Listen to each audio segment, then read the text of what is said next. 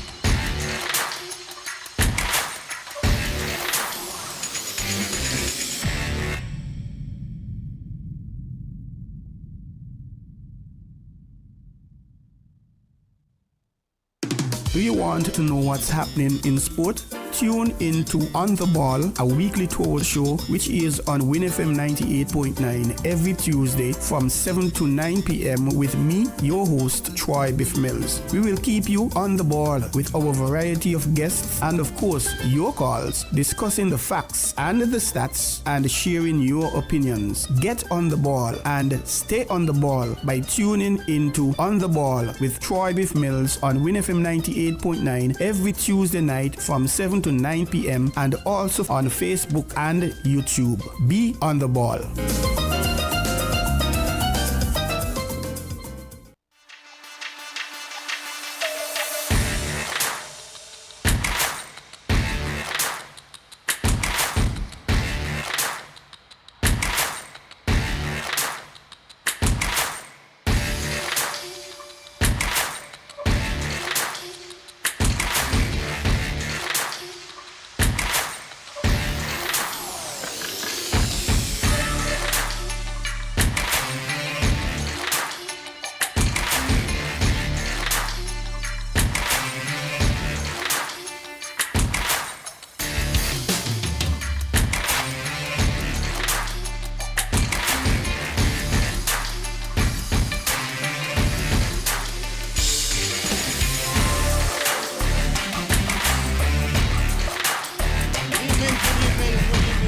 And gentlemen, good evening to you. How is everyone? Thanks for joining us. Another edition of On the Ball here at WINN FM 98.9.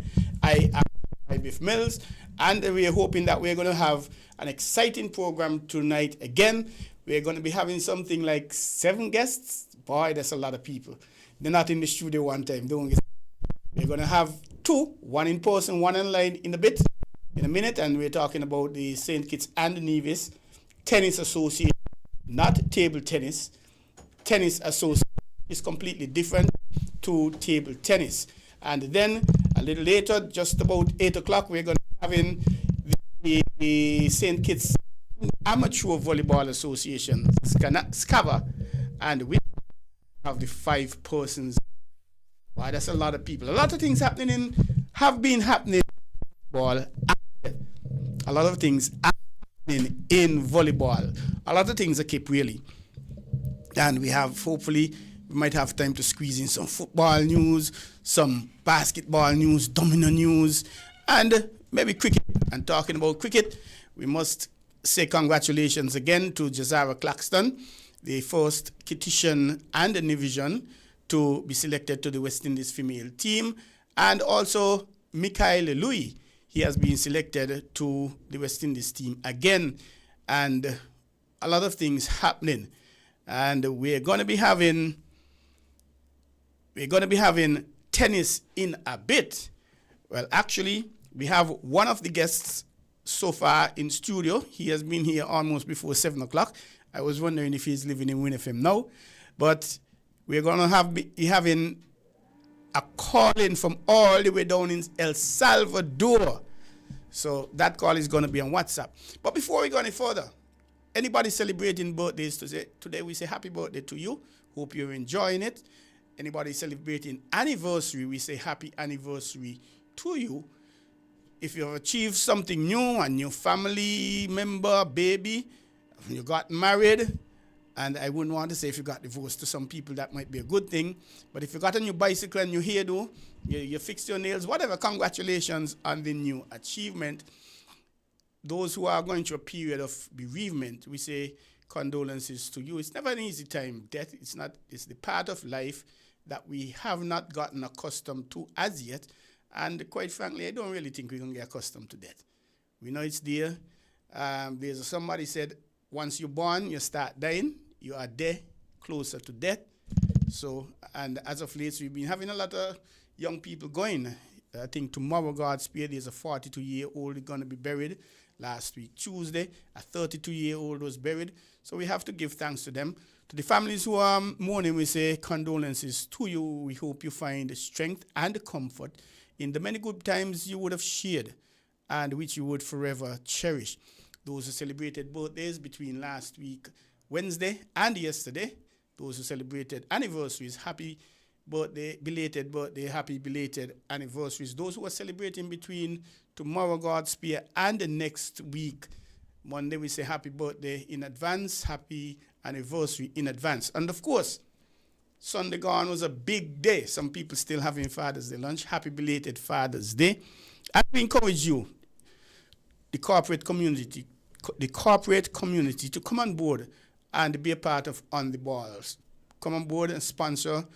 And your sponsorship, it could be for the entire program, the entire month, the entire year. It could be the first Tuesdays in the month, I don't know. It could be the first hour, I don't know. Whatever you want, we have a package for you. Call our marketing department, 466-9586, and we will be able to have a package. Or you can contact me, Troy Bif Mills, 668-2055 or 765-1100.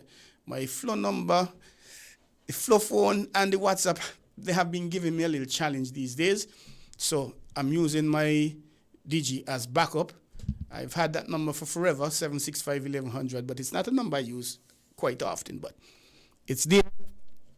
And again, I'm back from Qatar. That matter still hasn't been resolved. I guess it's going to take some time for CAS to resolve it. But we have a lot of things to talk about, a lot of positive things. And in terms of bereavement, we have lost one of our icons in the cycling arena, one called Culture. He went to the great beyond recently. He was one of the first cyclists who would have represented St. Kitts and Nevis at the Commonwealth Games way back in 1972, I think it is, better known as Vincy. And we say condolences to his family on that tremendous loss. And he was a radio personality. He called into radio stations. He was never afraid to air his view. He was never afraid to say what he thinks, how he feels, and a very strong personality. And of course, he had a very humorous side. You couldn't be listening to Culture and he ain't gonna crack a joke at the time. Once he's on air, he must slip in a joke here or there. Find somewhere to give a joke. So he's gonna be a tremendous loss to the Federation, to the radio community. On behalf of the management staff, board of directors, the news and sports department, yours truly, host of On the Ball as well as the sports journalist, we say condolences to the family of the late Culture of Vincy. Rest in peace, and you are gone, but you will never be forgotten. So we're back, gentlemen, and we don't think Kitts and Nevis didn't make it to the World Cup. They were eliminated. Well, even before they played, we lost to Grenada. And that's something, the World Cup qualifiers. For CONCACAF, there are now 3 zones, 3 groups. And one group consists all Caribbean countries, 4 Caribbean countries. So it's definite one Caribbean country will make it to the World Cup Finals 2026. That group is Trinidad and Tobago, Jamaica, I think it's Haiti and Curacao. Those 4 teams are in a group. The other two groups, they are basically South American teams, Honduras, El Salvador, Guatemala, etc. The winner of each zone will make it automatically to the finals. And the best 2 seconds, they'll play in what is called an intercontinental playoff, home and away, perhaps against an African team, Oceania, and the team coming out on points will go through. The strange thing is, in Qatar for the World Cup last year, there were 32 teams. That was then 8 groups of 4, I think it was. That was then expanded to 48. 16 teams were added for the World Cup that is coming up now in Mexico, Canada, and the USA. And obviously other countries were given a slot. I don't think Oceania was given a slot. They were given a half slot, which is a playoff position, because Oceania really, no disrespect, they're not really a strong zone. Australia was winning that zone day in, day out, and that couldn't help them. It wasn't advancing their football. They asked FIFA if they could join the Asian zone, and FIFA allowed it. So you're having Oceania places like New Zealand, Papua New Guinea, I think it is, Fiji Islands. Those are the countries. And I think New Zealand is the one dominating now. So they have one spot and a playoff spot. And other countries got. Europe would probably get the bulk of the share because Europe, as a zone, I think they have the strongest footballing countries in the world. But CONCACAF didn't get a full zone. I have a problem with that. Up to now, I cannot understand why. If we had gotten one full zone, one full place instead of a playoff, maybe I could have lived with that. But all we got out of the 16 new teams was a half spot. We have to play off with somebody, so we have to play off. But hey, that is just my personal view. I'm not the authority. But as we wait the WhatsApp call, we're going to continue the program and go straight into our guest, who's already here in the studio with us. As we say, good evening, sir. How are you? Welcome to On the Ball at WINN FM 98.9. Great to be here. Thank you very much for the invitation. Could you please introduce yourselves for us? Sure. My name is Neil. Owen. I'm with the SKNTA, St. Kitts Nevis Tennis Association. And this is lawn tennis, not table tennis, which is also a wonderful sport, but I'm here with lawn tennis, St. Kitts Nevis Tennis Association. Well, I happen to be the president of the St. Kitts and Nevis Table Tennis Association. So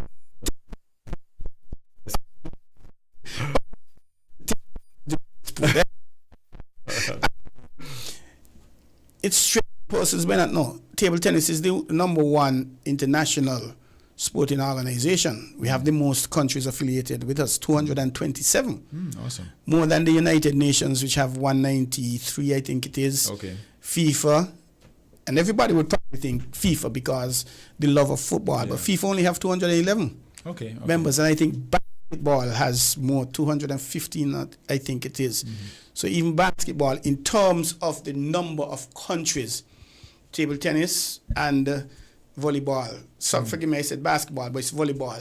Actually, they have more members, and game you see packed full with people. It's a very popular sport. Yeah. But here in I'll dare say in the West Indies, table tennis is not as strong as India, China, Germany, Europe on a whole. Mm-hmm. They play Europe and Asia. They play a lot of table tennis. Nice. Give me. I thought I had this on WhatsApp and silent, and that was actually the call I was expecting, the WhatsApp call. I don't know if my engineer was able to grab that, and that was another tip. He's calling again. Are we picking him up? And the technician, he's going to get to him. He hasn't got to him as yet. And if you're here, Mr. Shiverton, let us. Hello? And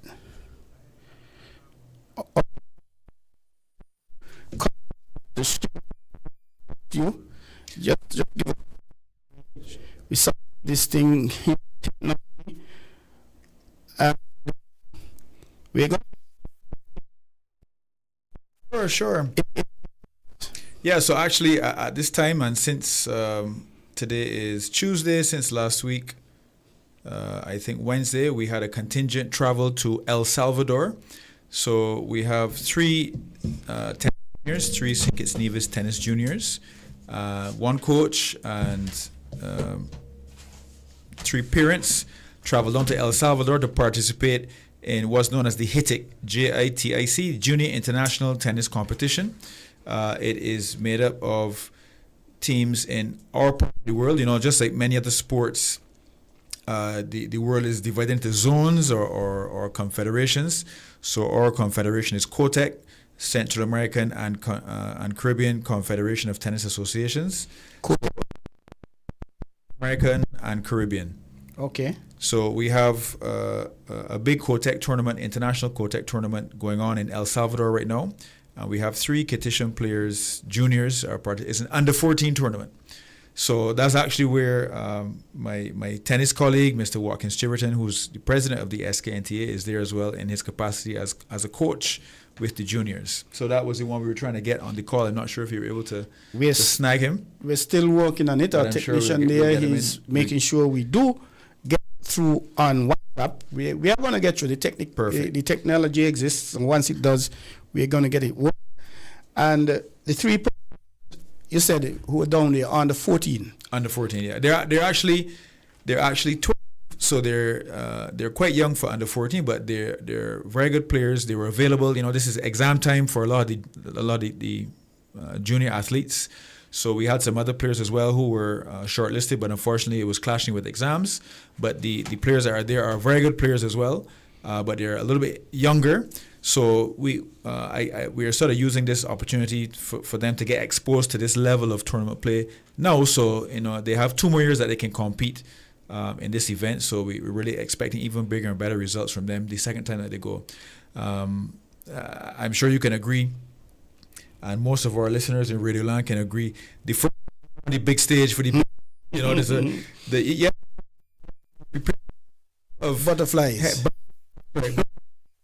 So on the big stage, you're competing with big names from Mexico and Dominican Republic and Trinidad and Paraguay and so on. So it's really been a great experience for the 3 players. This is Tazuriel Percival, one of our fantastic juniors, Shreya Rawat, and also sort of a newcomer, Sierra Mongerie. She's actually a Florida-based Nivision. So she's traveled down with her parents as well. So yeah, the tournament has been going well, and the format of under 14 tennis tournaments is not a straight knockout. You have a round robin format first. So depending on the size of the draw, you have 4 or 5 or 6 groups of 4 or 5, and you play a round robin, and then the top 2 in that round robin group will go forward to what's called the main draw or the knockout stage, and then those who are not in the top 2, they will proceed to what's called the back draw or the consolation round. So the benefit is that the players get to play more games. Unfortunately, when you get to under 16 or under 18, tournaments are a straight knockout. So there's a challenge that we found for us with our under 18s. You might take 3 or 4 under 18s to a tournament in St. Vincent or Jamaica, and of course, it's not cheap to travel. The airfare and the hotel. Expensive. They might just play 1 or 2 games and then knocked out, and that's it.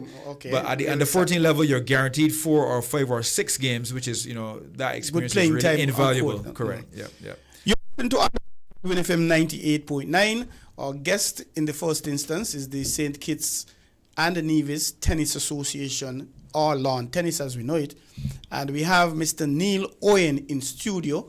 And we're expecting a call. As a matter of fact, let us go to a quick break so we could try and sort out that. And Mr. Watkins Shiverton. Watkins is the first name. Yep. Watkins Shiverton, who is in El Salvador with the players. We'll try to get him. We're trying to get him online. But let us take a quick break and stick and stay. Don't go away. We will be right back with On the Ball here at WINN FM 98.9.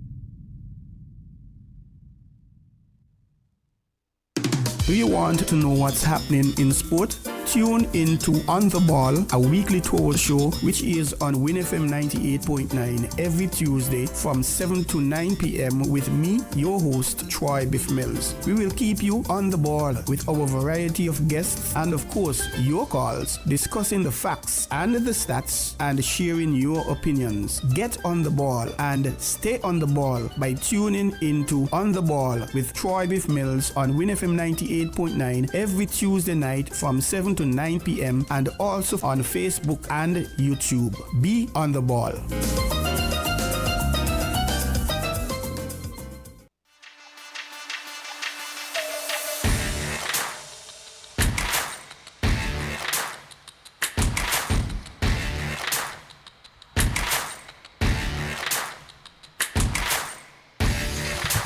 Welcome back to On the Ball here at WINN FM 98.9. I am Troy Bif Mills and we thank you for joining us. Of course, you can tune in to us on Facebook or YouTube, WINN FM 98.9, and it's always a pleasure having you. If you want to call in, 4660989, and we will be able to have a conversation, hear your views, opinion. We respect all views, even if it is different to ours. And we have our another guest from the St. Kitts and Nevis Tennis Association. I nearly said Table Tennis Association. Tennis Association online. Good evening, sir. How are you? Welcome to On the Ball here at WINN FM 98.9. Yes, thank you to everyone there in the studio, Troy and Neil, and of course to our listening audience. My name is Watkins Shiverton, President of the St. Kitts and Nevis Tennis Association. Good evening to all. And how are you doing, Watkin? Pretty good, pretty excited, pretty hyped up at the moment. I'm currently in El Salvador with some of our players here at the JITIC, pronounced HITIC, Under 14 Championships in El Salvador. Yes, Neil was telling us a bit about it. You have three persons. Yeah, we have two girls and one boy. We have Tazuriel Percival, we have Shreya Rawat, and we have Sierra Mangerie. And yes. how are they doing? Oh, actually, pretty good. We just today completed the round robin competition. These tournaments usually have a round robin entry portion of the tournament before you go to the main draw, where you have all of the players placed in 8 groups actually, for both boys and girls. It's a very big tournament, and they just completed that section of the draw today, in spite of the fact that they had a lot of rain the last 3 days actually. So it's been delayed, a lot of delays here and there. Our players, I think they did exceptionally well. This being actually our first HITIC for them, and you saw the nerves on the first day, but they got settled down and began playing like the champions that they are. And wonderful. How many competitors are in the field? Oh, it's quite a big draw. We have 48 on the boys' side and 48 on the girls' side, so a total of 96 players spanning quite a number of Central American countries, Ecuador, Costa Rica, host country El Salvador, Panama, and Caribbean folks, Dominican Republic, Puerto Rico, Aruba, Curacao, St. Kitts, Trinidad, St. Lucia, Barbados, Mexico. So it's a lot of different faces that we are seeing competing at this point in time. How are the players soaking it in, apart from the butterflies, perhaps first time playing at this level? How are they faring? Well, they're holding their own. Unfortunately, we did not make the main draw because you have to win about 4 matches or 4 against 4 different opponents within your group to qualify. Sierra was able to win her matches. Unfortunately, she lost a critical match today, which would have gotten her a place in the main draw. But they go now to B-list, which is a G3 or something like a consolation draw where they're going to compete against those players who did not acquire the required 4 win and are now going to be competing against each other. So they still have a chance to do well and still have a chance to make us proud. And I understand some parents would have gone with them? Yes. In fact, all 3 players have their parents with them. So they have a lot of fan support, and of course, the parents are doing a fantastic job making sure that they're fed. And parents and being their cheerleader right on the side. I could imagine, and coaches and going on bad and things like that. Oh yes, trust me. There's a lot of action both on and off the court. Because of the quality of play, there's very little margin, I would say.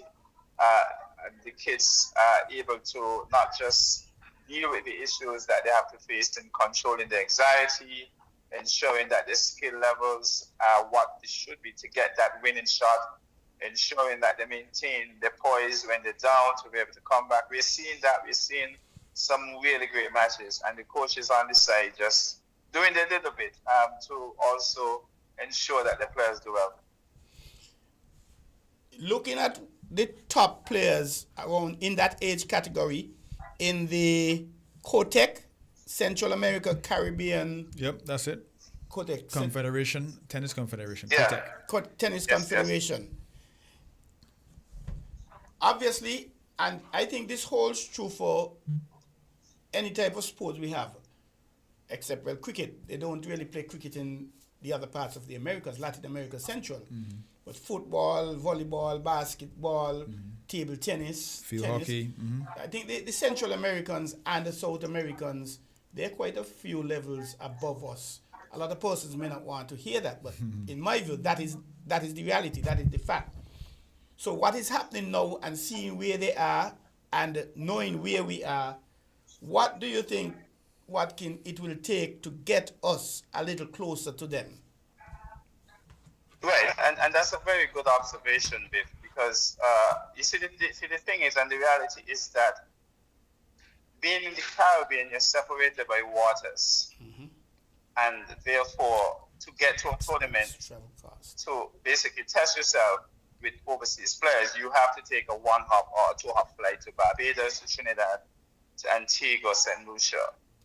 The Central American benefit is that they can just drive down the road across the border, and they have a lot of tournaments. So their players, for example, are playing, let's say, 8 tournaments per month, whereas in our case, we are only playing 1 tournament every 2 months. If you're lucky, if you have the resources, if you have the funding to be able to buy an airfare ticket to accommodate yourself and feed yourself. So that tournament and match play experience, which a tennis player needs, they are edged above us because of that. In addition to that, they have obviously a large pool selection and talent selection. So therefore, they again are going to see quite a number of players. When in our case, we are seeing 5 or 6 or 10 players who can match us in various areas. So these variables are playing out to what you may say, not necessarily a detriment, but more in terms of a slow development for us, where theirs, on the contrary, is accelerated. But nonetheless, we are seeing quite a shift upwards with the Caribbean players, because Makeda Bain, for example, was one of those who was top ranked, right? She just passed number 2 in COTEC and number 5 and so on. So in spite of those shortfalls, the raw talent that the Caribbean always have is able to make up for it, but still, still keep us short because of the lack of the number of hours, the number of on-court events and tournaments that is going to need to really get our players. Yeah, and funding is always an issue. I mean, the investment, the core availability. So that is the challenge. Yep. And, well, when it comes to the national associations here in St. Kitts, as you were saying, Neil, funding is always going to be a challenge. Yes. We have a very small pie in the corporate sector, and I think they'll have the a tendency to lean towards perhaps the bigger sport, the football as it were. Yeah. And we consider ourselves at table tennis a minnow in the country. And you may be, tennis will be a little above us. However, we're exposed to similar situations. The lack of funding, facilities, coaching, ability to travel to play high quality tournaments, or to host, even to invite and host people to come here. It's a challenge, definitely. In terms of facilities, Watkins, seeing what they have, and I divide facilities perhaps into three sections. The courts themselves, one, the stands as it were, two, and meeting spaces, etc., buildings.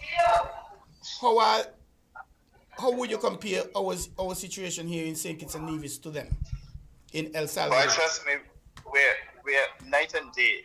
We're nowhere close, and I would just use the word nowhere in terms of what the reality is. The vision, however, is hopefully that we can get something. But the facilities here, for example, in El Salvador, there are 16 courts. 16? That's more than the number of courts we have in St. Kitts. Yeah, I know. So they have 13 hard courts and 3 clay courts. I mean, the facility is fantastic in terms of the layout. They have the stands, they have the players' lounge, they have an extensive array of buildings to cater for every dimension of the sport, meeting places. In fact, the whole facility here, it's not just tennis alone that's housed here, but the whole facility was built to host the Central American Games that told me back in 1995, and they were renovated again recently. So right next to us, there's an aquatic center. Across from us, there is an archery center, and somewhere close is track and other things. So the facility is excellent, man. I'm very impressed. I literally am here taking pictures because what I mentioned in terms of vision is that we have, as an association, forwarded and created what our as is to be situation is, and I've handed that to the minister and the PS and the director to move forward towards a facility that would have, as a first phase, 6 to 8 courts, and a second phase, 12 courts, because we see that there should be no reason for us not to have the type of facilities to assist us to not only be able to host these type of events and attract the type of players necessary to help our overall development for our kids, but also to be able to have facility to cater for all types of development, such as a tennis academy, such as the junior program delivery, and all these things. Because right now there's so many persons interested in tennis, but there's not enough facility to cater for them. If you should see how the court is stripped, Troy, on Saturday or Wednesday night, where persons, there's so many persons, but there's no space to play. So this is what we're looking forward. So in terms of your three-pronged aspect of facilities, yes, it meets it and it fails if it's here. That I could recall, it was a big song and dance, a lot of energy way back in the 80s when the courts at Warner Park, they went to some renovation for us to host the Davis Cup. That's right. The OECS leg. And yes, there had to be a minimum of 3 courts for us to do that, if I'm not mistaken. And from what I'm remembering, I think there was a competition of some sort at Marriott a few years ago, because Marriott is the only space in St. Kitts that has 4 courts. Well, Marriott has actually taken some of their courts out of commission. They've converted to basketball and car park. So they no longer have 4 courts. They only have 2 courts now. Oh, okay. But go ahead, Watkins. I was saying, remember, Troy, in 2019, we hold our World Junior Championships here. And what we had to do then was to convert one of the netball courts as a tennis court, because now to host an international event, you need 6 courts, 4 playing courts and 2 practice courts. So therefore, we then had done that, and then we also resurfaced the factory. So therefore, we were playing at Warner Park and shuttling the players at the factory to practice. And when the matches come, we shuttle them back down to Warner Park. So that is how we were able to pull off that event. But now you need a facility with 6 courts in one place. Yeah, so it's no longer 3, it has to be 6 courts. Yeah. Okay. Exactly. And And continue, Ship Watkins. right, and to host this event, which is a HITIC, you have to have a minimum of 10 courts. Wow. Yes. So 10 courts is 10, here. 10, you're right, guys, it's a very big tournament. So Ooh. 10 playing courts, and these good practice courts were similar size. So it's a challenge, but it's doable. From accommodation point of view. From accommodation point of view. Accommodation. Yeah, we have the accommodation. You I have mean, we have the hotel room stock for sure. Yeah. But it's a course. Back then we had used Marriott and Royal St. Kitts to have the accommodations, and we used Burdock Beach Hotel to host the officials, because that's the other thing you need officials to come in that allows the officiating activities to take place with a white badge or a bronze badge, qualified official to make the tournament legitimate.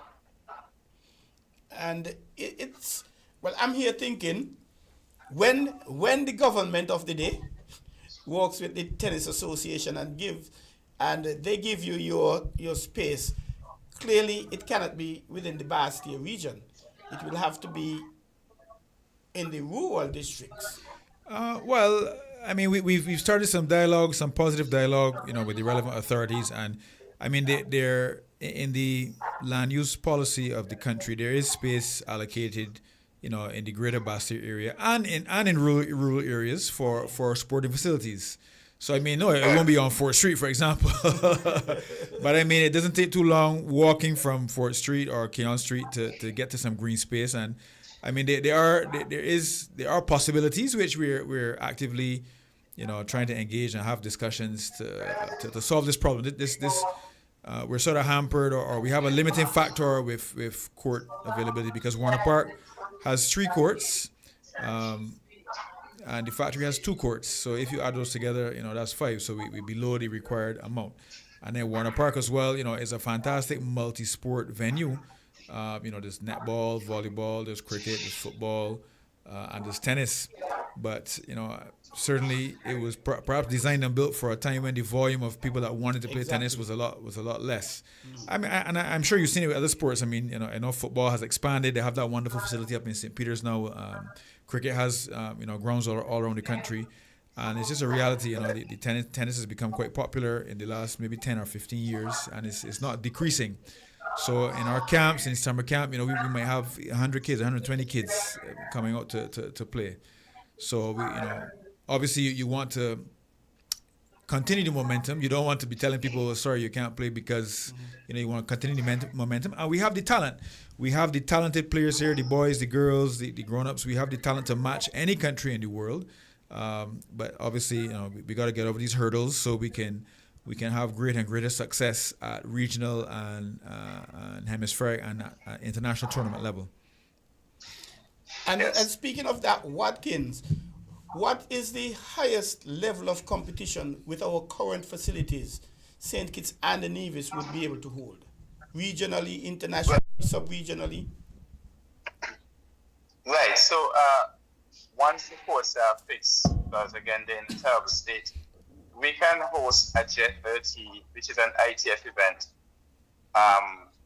as well as a J60, and now we can also host an ITF Masters. The Jet 30 and Jet 60 are junior events, but we can also host, because the development officer was here recently, and he was encouraging us to file for ITF Masters, which is a new branch of tennis for senior players, which are different brackets from 35 and up, 45 and up, 50 and up, 60 and up, which attracts a lot of persons to each country. And he was encouraging us to post one this year. So we were still hoping to get the course resurfaced so we can submit our application. But again, we've not had any word positively from the minister or the PSC, right? But so those are what we are capable of hosting at this point in time. Ideally, our vision is so that we could have grade A tournaments with our semi-professionals, as well as attract professionals to come down here to showcase their talents and so on, and have exhibition events. So that is our vision, really. But as it stands, the situation analysis as it is now, those are the only events that we can host. But we still would like to have it. Yeah, but we do have to get Warner Park resurfaced. It's hard courts. We don't really have clay in many Caribbean countries. We don't have clay here. And it's hard court, which is made of asphalt. Asphalt has a shelf life. It doesn't last forever. You put it down, just like roads, they have to be repaired, and then sometimes they have to be completely redone. And that's kind of the stage we're at now with Warner Park. In today's era, one of the big things, especially governments, are talking about sports tourism. Mm-hmm. So, were we to have these facilities at a higher standard in the wintertime, I don't know, in other countries, the USA, Europe, we could have players coming down here to actually warm. Yes, yeah, in wintertime, yes, but I mean year round. We've been approached by entities out of Canada. The temperate countries have a problem where in winter it's difficult for them to do what they want to do, and indoor tennis courts are a limiting factor for them. So we've been approached by entities out of Canada interested in coming and having events here, but we have this limitation, so we're not able to fully follow through on those invitations, but we would love to. And you see in other some of the bigger Caribbean countries, sports tourism is really big, and they host volleyball teams, netball teams, cricket teams, swimming teams in off season or in winter time, where they send groups, and teams 16 at a time, 20 at a time, plus the physio, plus the nutritionist, plus the parents, So we really see it as a niche here that the country could really benefit from. Absolutely. And in terms of Nevis, where do they stand with facilities? Well, Nevis is in many respects in a better position than us. We went over there to meet with the minister, the director, and the PS 2 years ago. And surprisingly, we had a very good meeting. The quotation of the day from the minister was that tennis is not even on my radar. But we showed him in 15 minutes what the benefits that he can have, both economically, what you just said about sports tourism, the junior program, the at-risk children, and how you could literally get them engaged in the type of sport that build character. And Troy, less than 4 months, the minister had all the courses service in Charlestown. They took us because he saw the benefit and he understood the vision, and he went and initiated that. In addition to that, the course in Gingerland will also be surfaced recently as well. That's a recent, within the last 5 years. And then you have the courses facility, who have been a tremendous partner with us in the last year, and by extension, the last 3 years. So they're in a really good position. It's just that their programs are in the process of literally being restructured. But we're in a really good position. And one of the thoughts that we have is that if we file for the events and we cannot host them in St. Kitts, we just have to host them in Nevis. So that is also something on the table that we have. But obviously the desire is to have it here and try to get what we believe will be a tremendous opportunity for St. Kitts to bring back the world back to St. Kitts again. Well, just to also mention, obviously in Nevis there's this very large hotel, the Four Seasons is there, and they have some really nice tennis facilities as well. We approached them just about 2 years ago, and they were very open and very willing to work with us, for the benefit of the junior tennis in the federation. So we actually do use their facilities now at a very subsidized cost for training.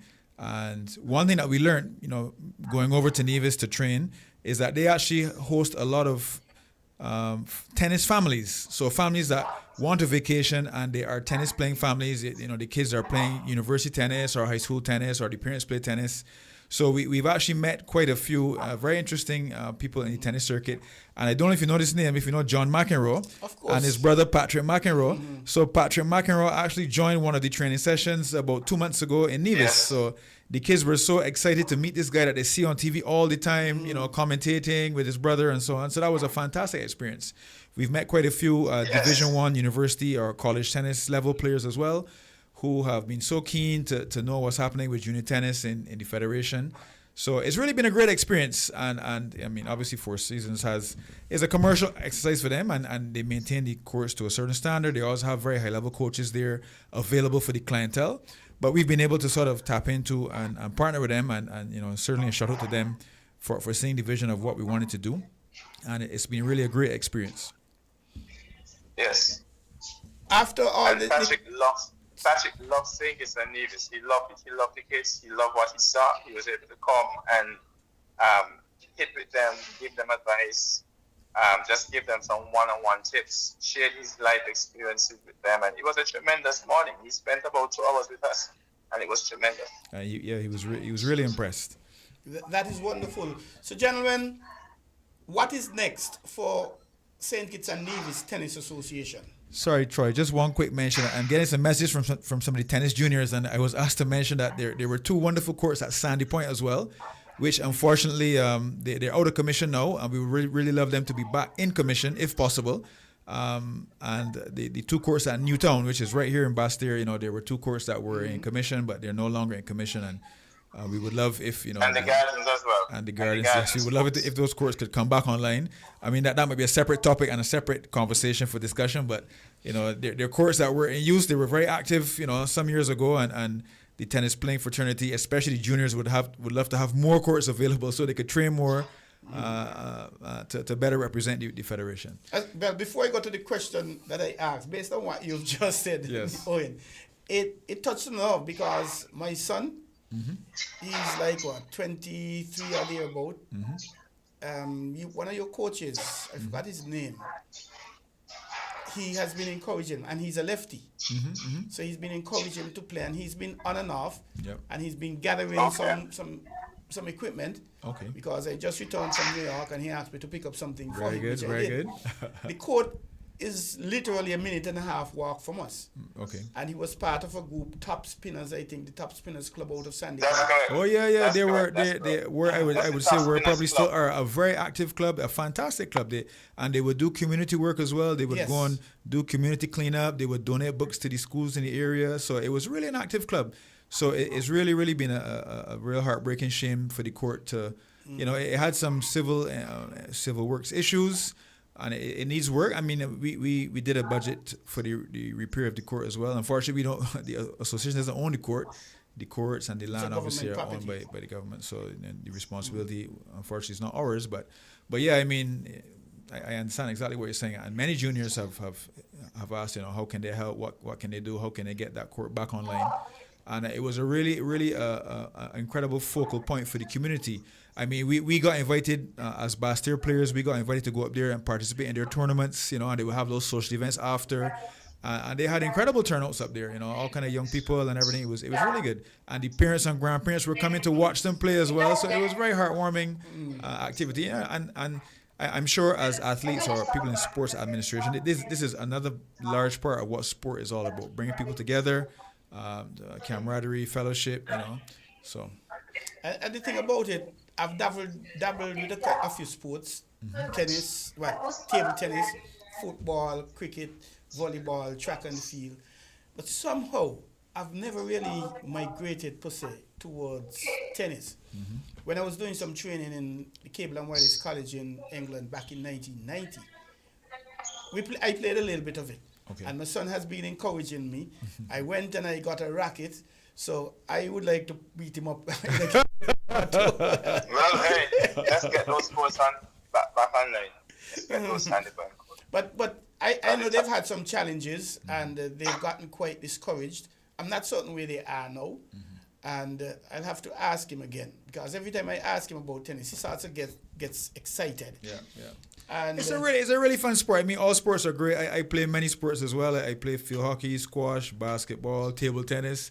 I love all sports, and tennis is really entertaining. It's great cardio, you know, good for hand-eye coordination, good to help build character, as all sports are. So I'm glad to hear that you've dabbled, and I'm glad to hear that your son is excited and interested about tennis as well. So back to the question now. Yes. What is next for St. Kitts and Nevis Tennis Association?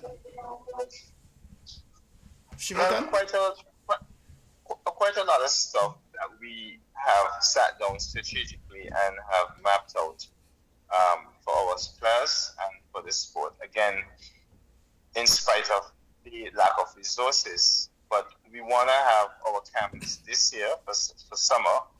That's always a nice opportunity for a lot of folks to bring their children out and get the development that they need, because ideally, you have them in the afternoons after school, but that's just 2 hours. A camp where you have them for a good 6 to 8 hours, just really focus on tennis is an opportunity to accelerate the development, and that's something that we want to bring on.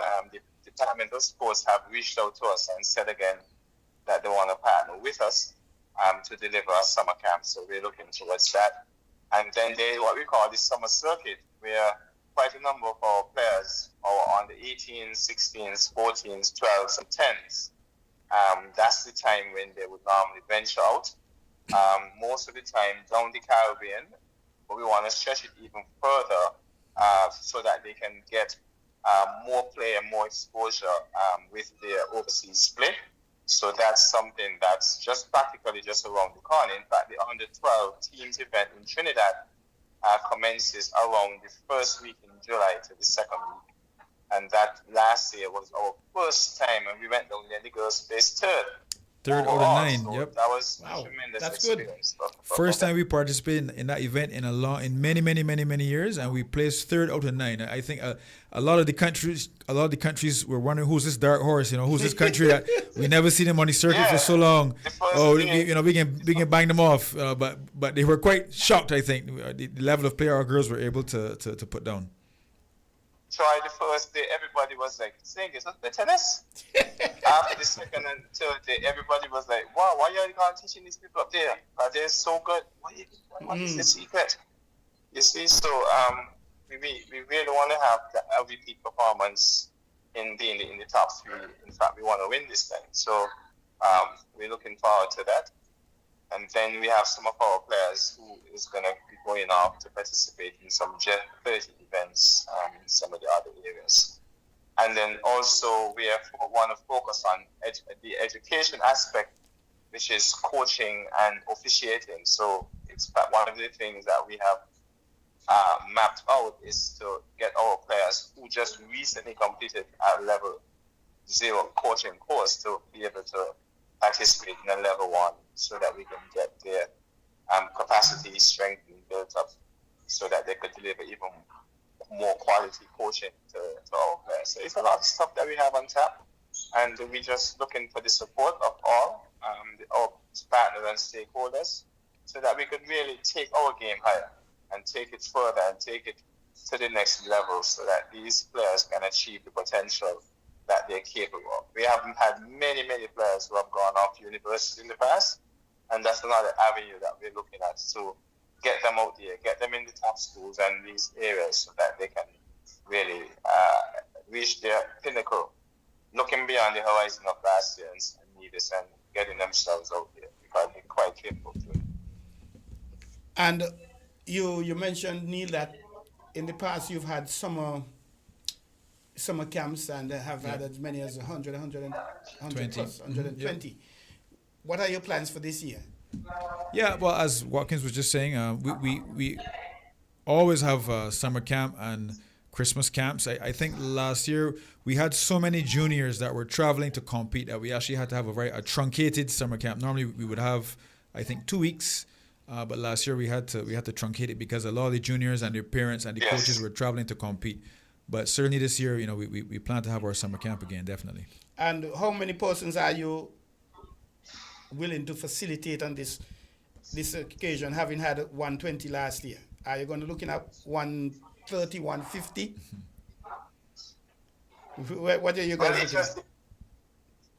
Well, it just depends, and because the thing is, when we partner with the Ministry of Sport, we kind of have to go with how many sport coaches that they're able to provide. So oftentimes that dictates, and then secondly, when we partner with them, they divide the sports. So therefore, you may have 500 kids, and then some go tennis, some go basketball, some go football, table tennis as well. Some go to golf. Mm-hmm. Yes, exactly, and table tennis. So we have yet had that meeting, to have that meeting with the director, because he was unfortunately unavailable last week. But he said that we will get to that as soon as possible so we could iron down things and get the flyers out.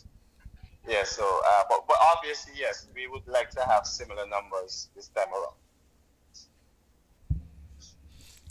Gentlemen, it has been a tremendous pleasure, a very big learning, massive learning experience from St. Kitts St. Kitts and Nevis Tennis Association.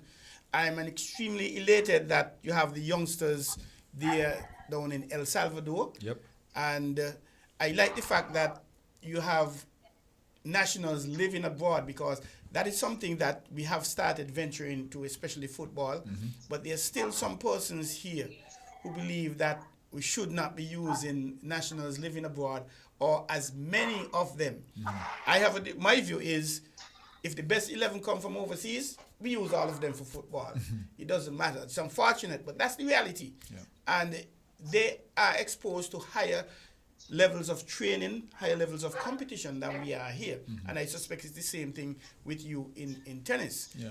I know you had sometime a Kittitian division of Russian a CBI, lineage. Yep. Participating. I don't have a problem with that at all. It was an economic citizen. It was a family, economic citizenship family. But I mean, she had the passport. The Olympic Association said it was fine. We went through all the proper channels and so on, due diligence and so on. And she represented us really well. And she actually comes here and she does coaching, high performance coaching with the kids, and they all love her. I mean, we all look forward to when she comes, because she brings all the knowledge, all the experience that she has from her training in Mexico. And now she's played at 2 high-level universities in the U.S.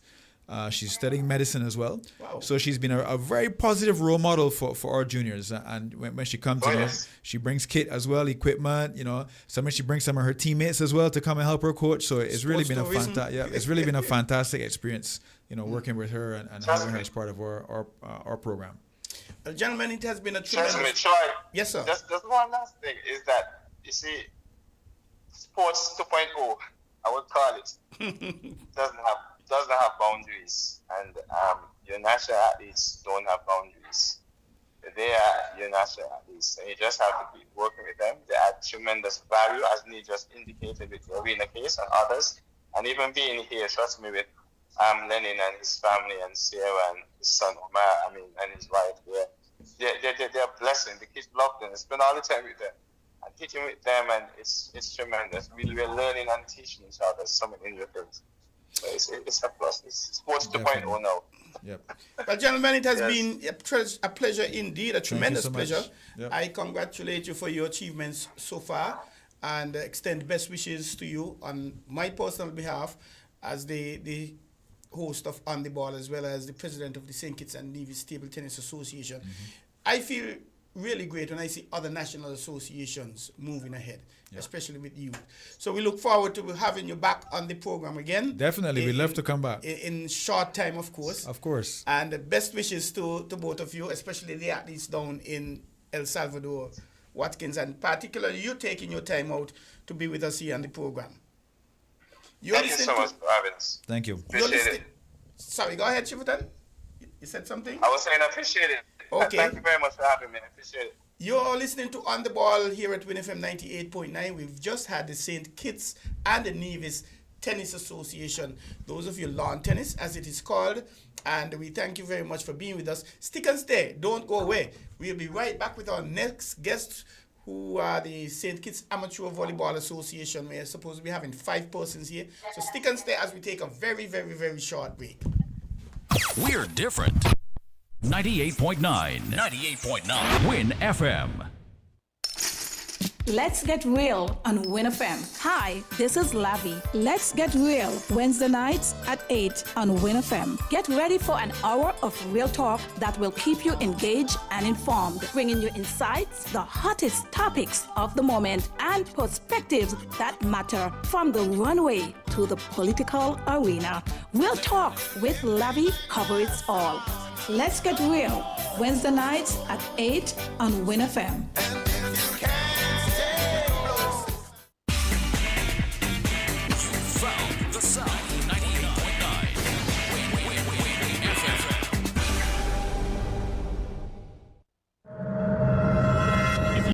Do you want to know what's happening in sport? Tune in to On the Ball, a weekly tour show which is on WINN FM 98.9 every Tuesday from 7 to 9 p.m. with me, your host, Troy Bif Mills. We will keep you on the ball with our variety of guests and, of course, your calls, discussing the facts and the stats and sharing your opinions. Get on the ball and stay on the ball by tuning into On the Ball with Troy Bif Mills on WINN FM 98.9 every Tuesday night from 7 to 9 p.m. and also on Facebook and YouTube. Be on the ball.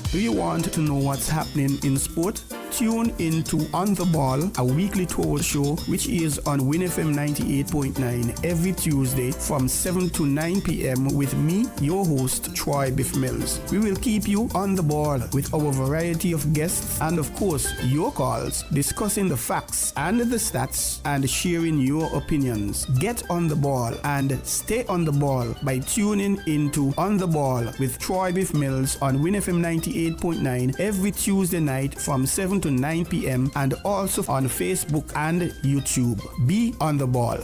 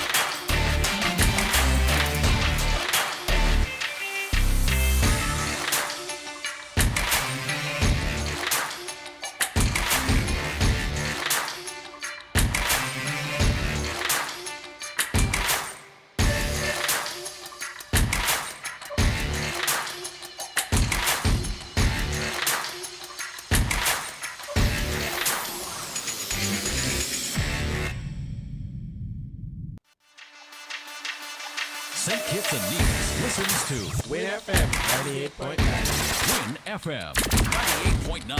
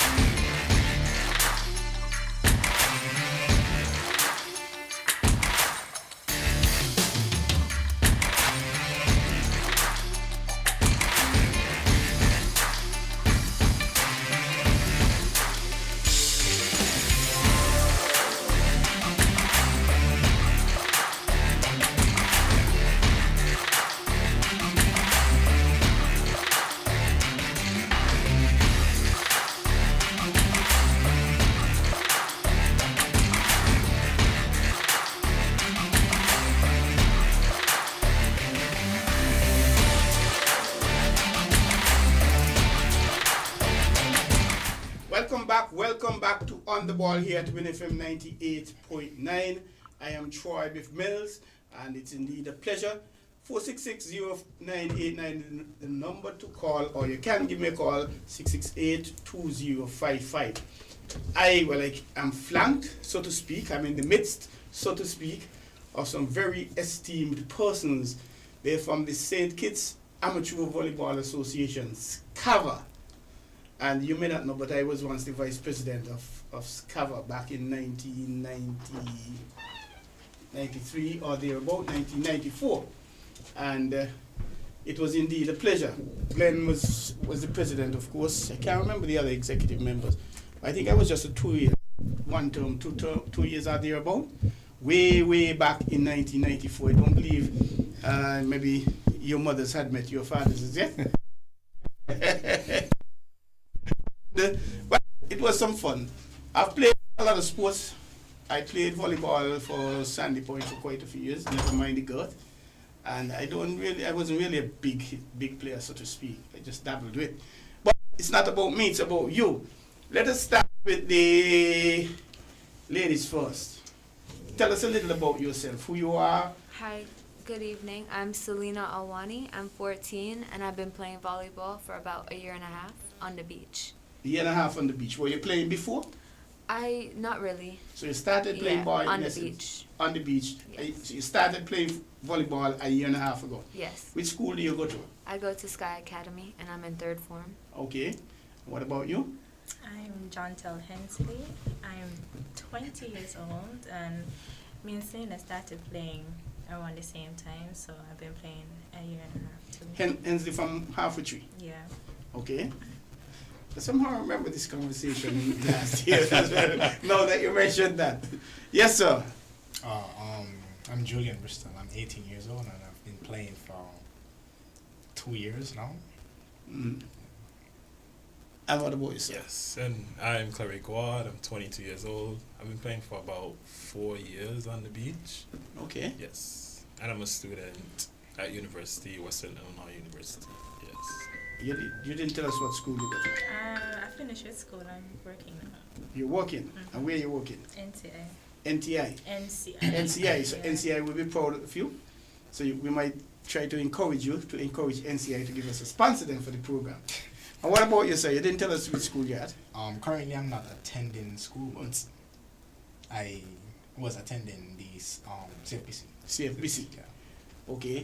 And this esteemed gentleman we have on my left, you are? I'm Rick Swan. Rick Swan. I'm the coach of the beach teams here for St. Kitts. Where are you from originally again, Rick? I was originally from Colorado. Colorado. In the States. In the States. I haven't been to Colorado as yet, so I have to get you one of these It's a days. beautiful state, lots of mountains. That's Cold. one. I think a lot of westerns were shot in the Colorado mountains and things like that. Yes, it was. I love a bad western. Why St. Kitts and Nevis? What brought you to St. Kitts and Nevis in the first place? And how long have you been here? And what caused you to be here this long? I came here in 2007 with my college team and met the Volleyball Federation, and we played some matches and loved the people, the hospitality that we received, and came back for 4 other trips over the course of about 15 years and decided that, you know, when I was ending my career of being a collegiate coach back in the States, and I wanted to come back here to the island and try to help develop the volleyball programs here in St. Kitts. So I came here about 4 years ago on a 3-month grant program, and since then it's developed into a couple yearly grants, and here I am still coaching it. So I love living here. I love the people. I love the island and the beauty of the island, and I love working with the kids and all the folks playing volleyball to help develop and grow the sport on the island.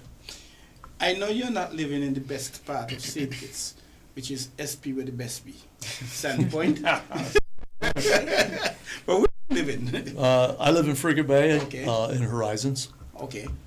Are you familiar with Sandy Point? I am a little bit familiar with Sandy Point. I get out there to Bruce's Rum Dog out there. Yes. That's in Fig Tree, I Fig think. Tree. But yeah, been out to Sandy Point a few times. We've produced a few national players. The last one I can remember is Calder Duncan. I don't know if any one of you remember him. Well, Beach wasn't the thing that time. He works at Scotiabank. It's not Scotiabank. What's it? The one at 4th Street. It used to be Scotia. First Caribbean? Republican Bank? Republican Bank, Yeah. He works there. A very tall lad. And there was a Lucian Joseph as well. And one or two others, but I remember those two. What caused you to get into volleyball? It was just actually a free class on a Saturday, and I had nothing to do, so I just joined. Any regrets? No, I love volleyball. What about you, Miss Hensley? Well, one of the coaches back then, he saw me on the street, and he encouraged me to come. So one day I finally came. You regret that you didn't start earlier? Definitely. Oh, so you have regrets. About not What starting. about you? Do you regret that you didn't start earlier as well? Yeah, I mean, I started at a young age, so I could continue for a while in age-limited tournaments, but I wish I started earlier. And what about you, Mr. Bristol? So, what did you mean? I think it was one of my friends. He was like, "Oh, Julian, let's go play volleyball." Previously, I used to play basketball, and yeah, he told me to come, and Coach saw me jump, and he was like, "Hey, you need to join the national team." So yeah, we just started training from there. And what about you, sir? Yeah, well, for me, I started playing in Washi. Where I went to high school. We had an inter-school tournament for volleyball, and they just called most of the best players to start playing and training for the national team back then. Any regrets? Oh, no. Not even you should have started earlier? I think the time we started, when volleyball was starting to develop, was the perfect time to keep me until now. Yeah. I don't know what's happening with volleyball, but something akin with volleyball. Definitely. And especially the youngsters, both male and female. We've seen a real surge in that over the years. In my day of playing, we played, beach wasn't a thing. Right. Beach is relatively new, I would suggest. 6 years, 10 years, I don't know, coach, here in St. Kitts and Nevis. I remember Brenda Allen, he's gonna probably give me some good blows because I work with him. St. Clair? No, Penny? that's Sinclair Penny, his partner. Sean Seabrooks. Sean Seabrooks. How could I forget we worked together, Sean Seabrooks. Yeah. I remember the two of them were, in essence, the pioneers of the beach Most volleyball definitely. scene in St. Kitts. And Lake, what's her name? Janelle. Janelle Lake. I think she was one of the pioneers from the female point of view. I remember Brenda as well, Right. playing for quite a few years. I remember the volleyball team, Willis. Phyllis she plays- Elliott. There was a Vernier. Yeah. She works National Bank. These are court volleyball as opposed to beach. Right. And I'm getting the impression that we're more biasing towards beach volleyball now as opposed to the court volleyball. Would I be correct in thinking and believing that? What do you think has caused that, Coach? Well, I think the biggest avenue is that it's only 2 players on the court at a time. So we're leaving tomorrow and flying to the Cayman Islands to play in a tournament, and you're taking 2 men and 2 females, and you can afford to do that. Where indoor, you're taking a team of 10 or 12, so you're taking 22, 25 people, and the expense just gets to be pretty heavy. So I think as a volleyball federation looks at avenues to try to promote the sport and give players opportunities to maybe go play in the Olympics someday, or the other Pan Am Games, that 2 players you could build a program around, develop, train, and have the opportunity to go play at that highest level. You have a men's team and a women's team. Do they play mixed? They do not play mixed. I mean, we'll do it sometimes, occasionally for fun, but not no not formal competition not for mixed teams. Not yet. How soon do you think that will be coming on the market? That's a great question, and there's been some discussion about it, and I would say in the next 5 to 10 years you may see that happening. God, that's a big thing in especially table tennis, where you have men's doubles, females, and I think even in lawn tennis you have mixed. I'm not too certain about that, but I think it lends itself to a different combination, and it seems natural. I don't know, man, that's something natural. You mentioned Cayman Islands. What is happening in the Cayman Islands? So this weekend is a U23 NORSECA event that's being held in the Cayman Islands. And forgive me, NORSECA means? It's North America, Central America, and Caribbean islands. So that's kind of our zone that we compete in. So it's part of the zonal events that they host. And so we'll be going there and playing this under-23 event. How many teams are you expecting from what you're hearing will be playing? I haven't seen the final numbers, but probably anywhere from 15, 16 male and female teams will be there. The excuse me, NORSECA said it's Caribbean, Central America, North America. So Canada, Mexico, USA, Puerto Rico, Dominican Republic, Guatemala, El Salvador, and then some of the other Caribbean islands as well. How long have you guys been preparing for this competition? 4 years. Yeah. But I recently just came back from university for a summer break, so I'd say about 2 weeks we had, but I've been playing while I was away. He was playing in tournaments before this, so I think we're pretty prepared for that. How comfortable are you with your levels of practicing so far? Well, at this point, rather than so far because you leave tomorrow. Do you wish you had an extra week? To be honest, like you said, like we're at a level where we don't really need to know each other to that point. Like we don't need to take those extra weeks because we already know each other from our experiences playing together in the past. So I'm pretty confident in our abilities. I think last year when that volleyball was here, you were here as a team as well. Yes. That was in about maybe August, I can't remember. Yeah. Almost a year on. How much you think you have grown together as a team? We have improved a lot. Last year, ECVA, we didn't do very well, and this year we came 6th place. You cheat me. I was going to get to the ECVA, but you probably popped it out. But I understand that. What about you? Yeah, definitely. We've improved tremendously. I mean, if you saw us playing last year, you would definitely notice a lot of improvements. Well, since you cheated and you went to the ECVA before, how many female teams were there competing? This year or last year? This year. 12. The 12, and you were 6th. Yes. And who were the top 3 at the end of the day? St. Lucia came 1st, Antigua came 2nd, and Dominica came 3rd. So it's windwards, leewards, windwards. Seeing them play, how harder do you think you'll have to work to get to their level? I think probably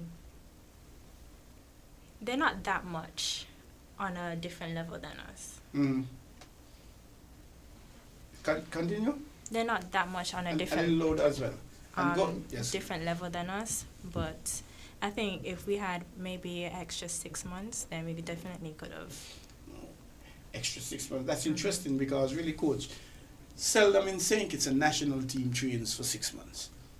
And it's just, and I don't know if it's correct to say the culture. I think we have gotten a lot better. In the past, national teams would have trained maybe 2-3 weeks a month before, 2 months before competitions. And I think we're trying to get to the level now, the space where national teams, whether football, cricket, they stay training, so to speak. And I think as the competitions are coming more and more as well, finance, which is a big thing, preventing us from competing, because we had the St. Kitts and the Nevis Lawn Tennis Association just before you, and right now they have 3 players down in El Salvador competing in the Cotec Championship, which is an under 14 championship. So the age category seems to be a big thing, and you're so correct in terms of teams of 2s and 3s. You find football where you carry 30 persons, that is a hefty expense bill. Right. Just airfare fee alone, and traveling in the Caribbean is extremely expensive. Yes, it's I very don't expensive. know what it is now, but there was a point it was cheaper to go to the USA than go to another Caribbean country. As a matter of fact, I went to a meeting in, was it Guyana or Trinidad a few years ago, and the ticket was cheaper for me to go to Miami and then come down and go down to Trinidad and Tobago rather than take airline and go down. And that is one of the hindrances with our development of sport in the Caribbean, as the Tennis Association had said before. What about you guys? Did you compete?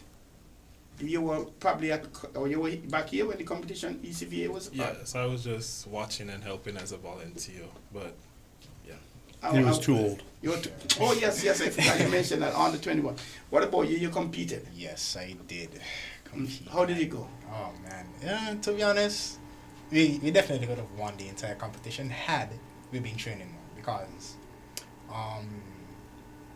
I didn't had enough time to train with the guy I was playing with during this tournament, so couldn't really. And where did you stand at the end of the day? Oh, we came, was it Fifth. Fifth? Yeah, we came 5th. And how many countries there were? About 12, 13, 16? Was it 12 teams. Yeah, it was 12 teams.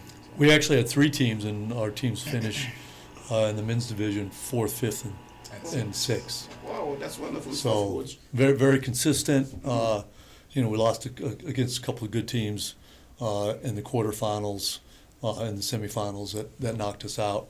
But they played well. They played consistent. We mentioned getting used to playing with the same partner sometimes can take a little bit of time, and so with so many young players at this age, they're still learning to play together and finding out who's going to be the best combination, the best pair, as we move forward through more competitions. Do you have any lefties in the team, Sol?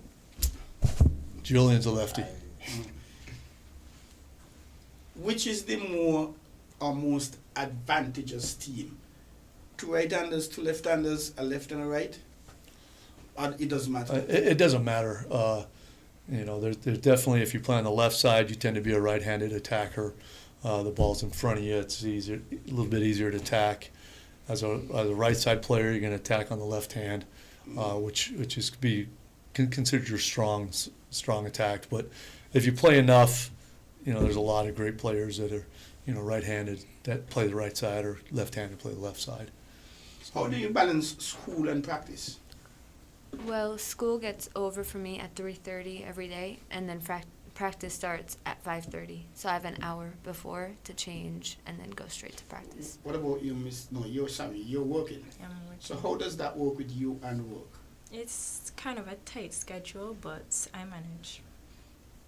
What about you? Well, like I said, I'm not currently attending school, so it's way easier for me to just go to practice. And how did it fit in with university with you?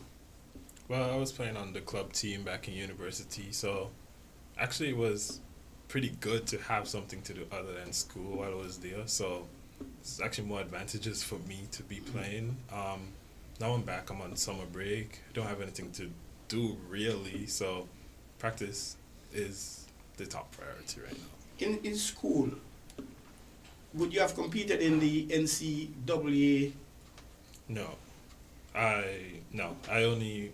my school doesn't have a male team, so I just play for the club team. We still travel to different schools to play against different clubs around the Chicago area, and yeah, it's pretty good ball. When you say club, a club in Chicago as opposed to, No. which is unrelated to the school, or is it related to the school? The university club team. So, the university. Club team, yes. Oh, but there isn't an NCAA schools competition, so to speak.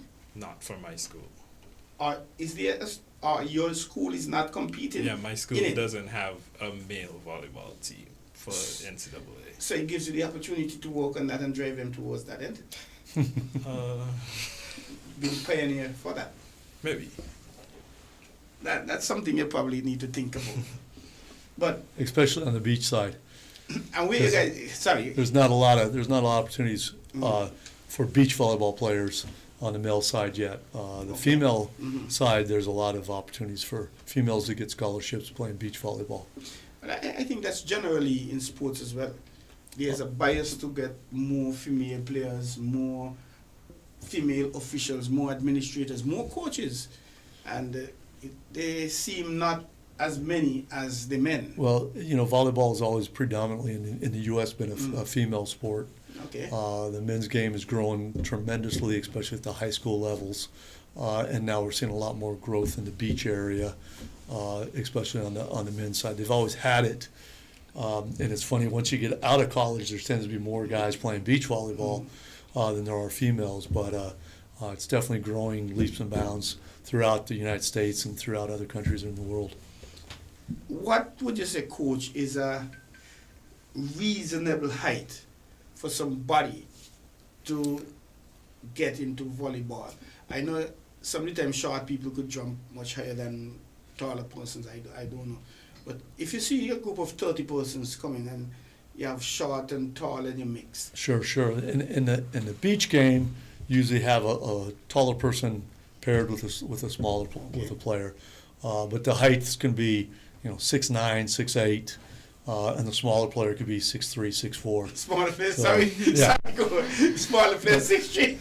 That's what you see at the high international level. Where the Cuban guys are what, 6'11", 6'6", so you can definitely see that. But typically you're probably going to have a player that's 6'4", 6'5", paired with a player that's 6 foot, 5'8", 5'10". But in the indoor game, you specifically have a player that's called the libero, and that player only plays the back row, and that's a great position for somebody who's maybe smaller and faster and can cover a lot of court and play really great defense. I was watching a World Netball Championship a few months ago, last year before last, can't remember, and Jamaica was playing, and I remember the commentators saying that this particular lady was the baby of the team. I'm thinking, baby, she looked tall, real tall. And they said she was 6'4", and she's the baby of the team. So could you imagine ladies 6'4", 6'5", 6'6", 6'7", and all those sort of things. How much of the schools, how is the program going in schools itself? Well, we've reached out to the schools and we've worked with some of the coaches there to help develop the game, and help develop their coaching skills, and it's kind of an ongoing progress. But it's something that we want to continue to do so that they can get the students interested in coming out and playing. And we definitely, like Selena mentioned, she came out on a Saturday morning and just started playing and fell in love with the game and got hooked. So we offer a beach clinic every Saturday morning at 9 a.m. For the kids that are anywhere pretty much about 12 years old and up. And they come out and play, and so a lot of those kids come from schools where maybe they're introduced to the game in the school, and then I want to play a little bit more, and they don't have that opportunity for them in the school yet, so they come out here and join us on the beach and start playing. How many female teams do you have competing so far? are involved in the beach volleyball? Well, in the past ECVA, we had 3 female teams. How many had this year? Yeah, 3. We had 3 again. Yeah, the one just passed. So, And our senior team went down and won they won the gold medal in the ECVA senior championships. okay. So we have a good number of seniors that are competing as well. I would say probably about 6 to 8 that train on a regular basis. Okay. What is next after the ECVA, the tournament here, the Norseca tournament? What is next on the cards for your folks? So throughout the summer, there's more Norseca events. We have 2 players that will leave next weekend, a different group of players. Beach again? Beach again. That will go to Honduras, where they'll compete in a Norseca senior event. We have another event. 2 players will go to Suriname, and that will be in July. And then 2 players will go and compete in the Junior Pan Am Games in Paraguay in the middle of August. So we keep going pretty regularly. We've also started the St. Kitts Pro-Am Beach Tour, which we are hosting 6 tournaments throughout the year. And the next one for that event will be July 5th and 6th. The last event, we had 25 teams compete. And so that gives our players, our top players, a chance to compete and play and win a little bit of money, but also gives our amateur players that are coming out and just new to the game and starting to train to compete at an amateur level and get better in the mix of competition. Now, professionals and amateur. Yes. You mentioned 25 teams. How many teams you had from St. Kitts and Nevis throughout the Caribbean further afield? So in that tournament, there were 24 teams from St. Kitts. There was 1 team from St. Martin that came over and played. So it's mainly more of a local event, local tournaments amongst the kids and adults that are training on a regular basis. It gives them a chance to compete and hone their skills a little bit more in a competition type setting where you're playing for something. You just don't come out and train every day and fight and then you compete and then you go home. This is actually, hey, if we win, we're going to win a little bit of money. We're going to win some prizes. We've had some great sponsors that have come and helped us and helped contribute to the Pro-Am to keep it going and fund it. So it gives the kids an opportunity to really compete and play. So we open it up to other countries. We hope as we grow the event, we'll get more countries that will come and play. We've had teams from St. Bart's come and play at one of the events. And like I mentioned, St. Martin. So we hope to grow the event and get more teams to come play. Now, folks, how long do you see yourselves, barring injury, how long do you see yourselves playing volleyball? Have you decided, I'm going to play until I'm 25, 30, or I'm going to play as long as I can? I'm going to play as long as I can. When I go college in the States, hopefully, if I get a scholarship, I'll continue playing there and then come back to St. Kitts when I'm done with college. And what about you, Miss Hensley?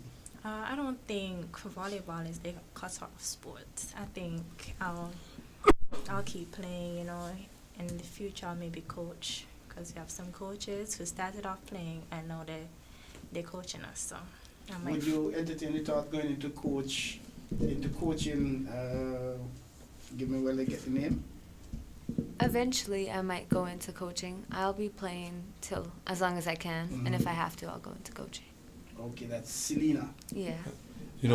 Troy, they've had some great mentors, and like you mentioned, Brenda Allen, and Brenda's out, and they've seen what she's done, and Brenda, has been playing until recently, and she's in her 50s, was competing for the Federation. She is. So she doesn't play like that. But then, Penny St. Clair Hodge and Sean Seabrooks were great mentors that played, up until their 40s, and so these folks have the opportunity to, they've started, fairly young here on the island, that they can represent and play for the Federation for many, many years. That's what we hope to get out of them. Getting into coaching, would it there be a point when you say, hey, I'm going to go strictly into coaching, or do you see yourselves continuing playing coaching, especially the younger ones? How do you see it working out for you? Well,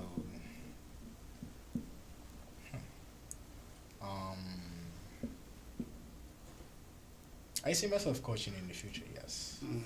Not too sure how I go about doing it, but I want to be the next coach, Rick, you know?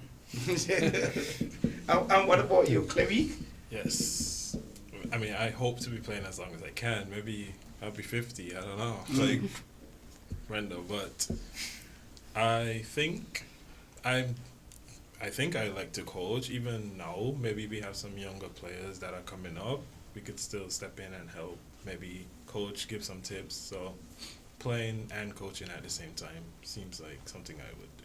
What does it take to become a coach, a volleyball coach? Well, we offer, there's coaching courses. We've offered 2 beach coaching coaches, one this year as well as one last year. And so they can attend the course, get certified through the FIVB. But really it's to me, it's got to be hands-on. You got to get there. You got to get in with the players that are showing up that want to learn how to play and start working with them. And you kind of learn by doing, just like you play. You learn by doing. So coaching is a game. Is part of always learning. I've been coaching for over 30 years. I'm still learning every day how to become a better coach and what can I do to try to teach players. Maybe one player can learn by you telling them this, another player they don't get it, but you tell them a different way, they learn how to get it.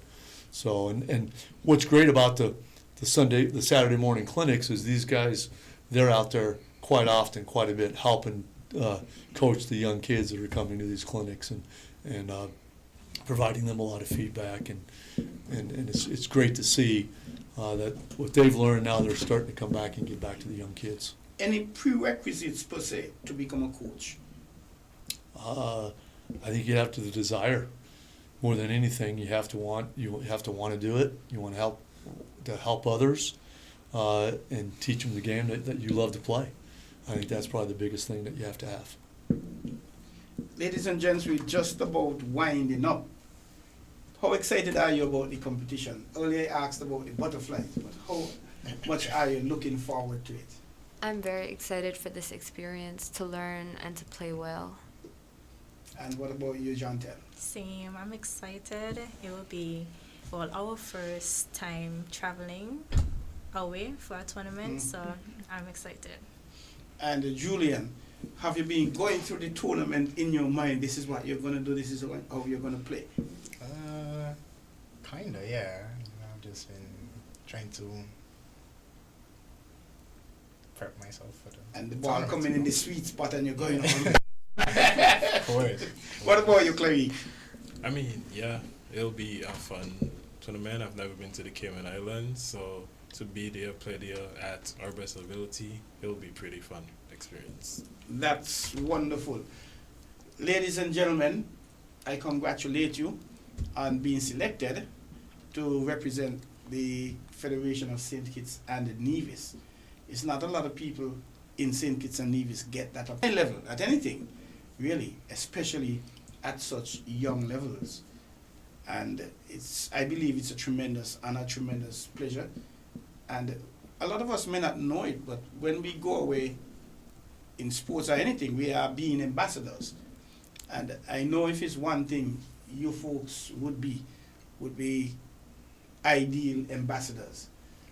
If you fall short of that, I know you would not have been here with the expectation, because knowing Mr. Quinlan, Mr. Glenn Quinlan, and the levels he operates at, it's always the best. He strives for the best, and I don't believe he has any tolerance when it comes to it.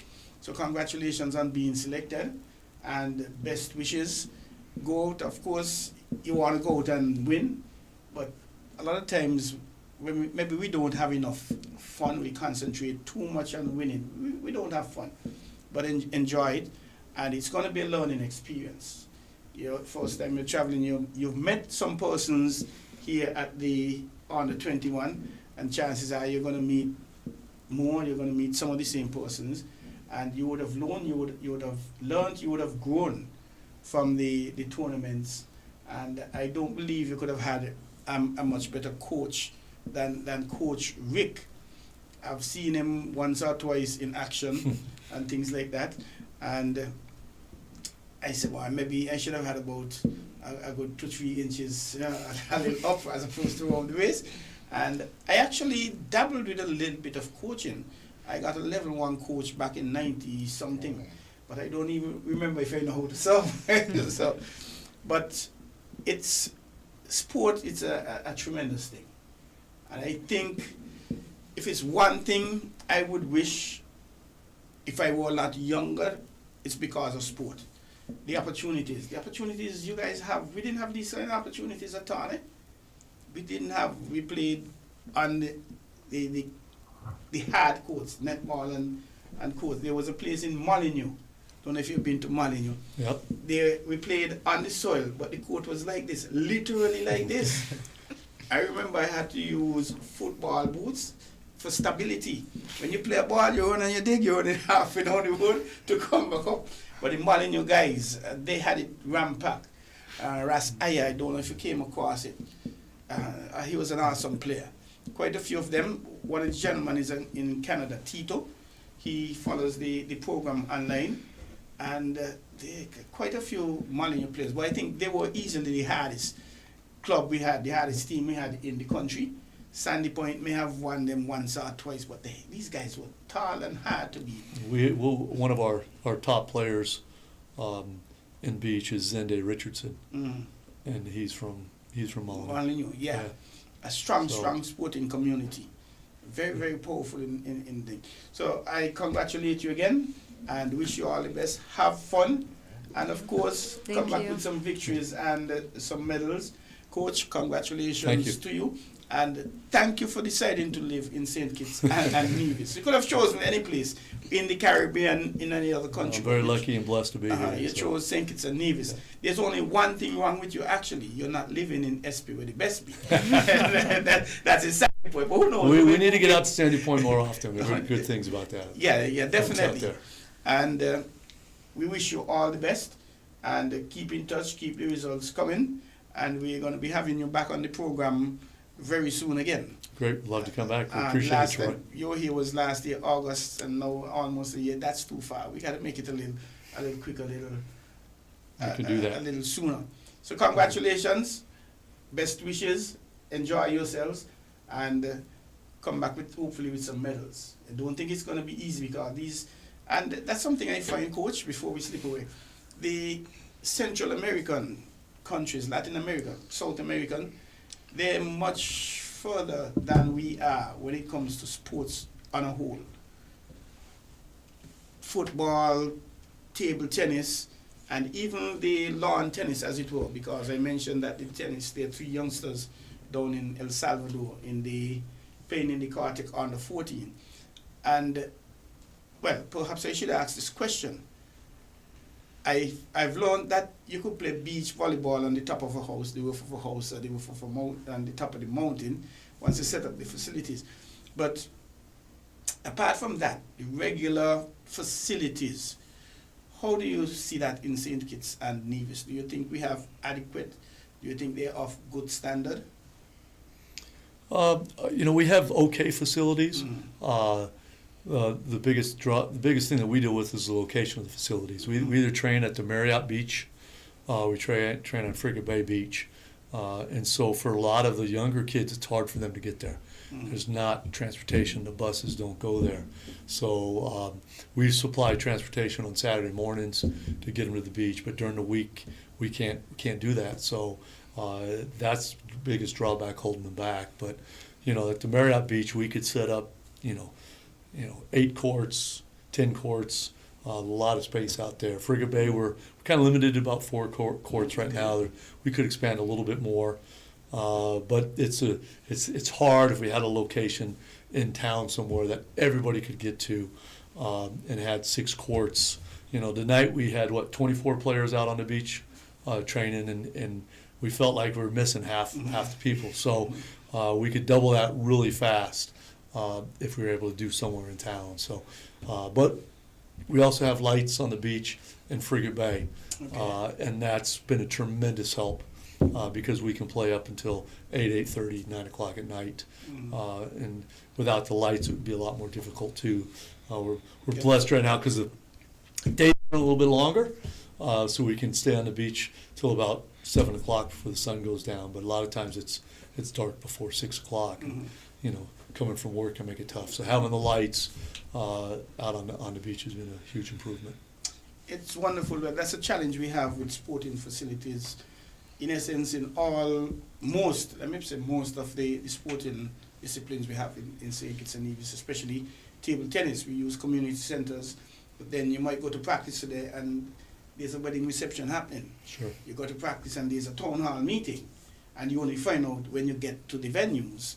And that's one of the challenges we have, tremendous challenges. But congratulations, folks, nonetheless, and the best wishes, and looking forward to speaking to you sometime in the near future. Thank you. Great, Troy. Appreciate it. Thank you. It's great being here. You're listening to On the Ball here at WINN FM 98.9. We've had the St. Kitts Amateur Volleyball Association's cover with us. We have Coach Rick, we have Clarique, we have Julian, we have John Tell, and we have Selena. Is it? They're off to Cayman Islands to John Tell, and we have Selena. Is it? They're off to Spear to participate in the 21 championship.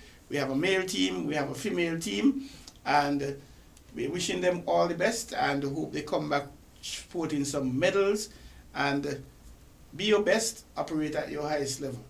So stick and stay, don't go away. We'll be right back to wrap up On the Ball for another edition. Don't move, stick and stay. 98.9. 98.9 is WINN FM. Tune in to Creative Voices, the ultimate radio call-in program where innovation meets inspiration. Join me, Dr. Sarah Owen, as I welcome brilliant Caribbean creatives and innovators for engaging sessions that promise to spark your creativity. Don't miss this unique opportunity to interact with our guests, ask your burning questions, and gain insights that could elevate your own creative endeavors. Tune in every other Friday from 10 a.m. to midday. Get inspired. Let your voice be heard. Mark your calendars and prepare to embark on a journey of creativity and innovation with Creative Voices. Do you want to know what's happening in sport?